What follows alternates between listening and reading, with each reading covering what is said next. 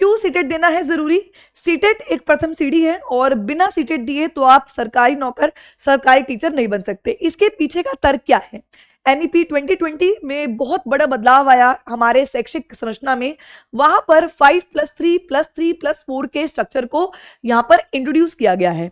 यहां पर अगर हम बात करते हैं एनईपी 2020 की, जिसके अंदर आपके 4 एनसीएफ लाए गए थे, एनसीएफ एई, एनसीएफ एससी, एनसीएफ टी और एनसीएफ एफई।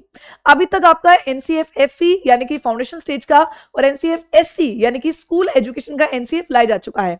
अब जो आपके ये दो एनसीएफ हैं, इन एनसीएफ में क्लियर कह दिया है कि चाहे आप किसी भी स्टेट टेट एग्जाम देंगे उसके बाद ही आप टीचर बन पाएंगे। एग्जाम्पल मैं बात करूं यहाँ पर आपके बिहार के स्टेट एग्जाम की, तो बिहार में अगर आप टीचर बनना चाहते हैं तो आपके पास सीटेट या फिर आपका बीएसटेट पेपर 1 पेपर 2 क्लियर होना बेहद इंपॉर्टेंट है। वहीं पर यूपी में टीचर बनने के लिए यूपी टेट, हरियाणा में टीचर बनने के लिए एच टेट और विभिन्न राज्यों की यही नीति है।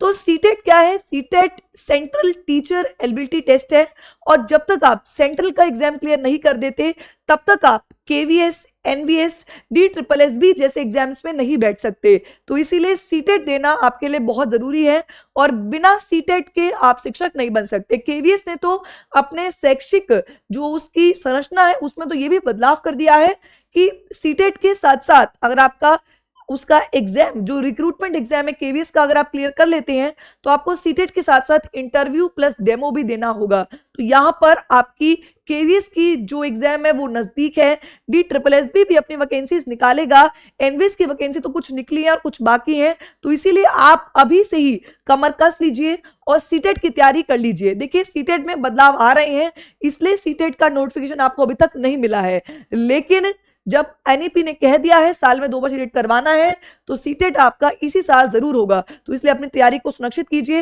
रोज डेली 11 बजे आप मेरे साथ मिलिए और अपनी सीडीपी की तैयारी सुनिश्चित कीजिए। तो चैनल को सब्सक्राइब कर लीजिएगा। धन्यवाद।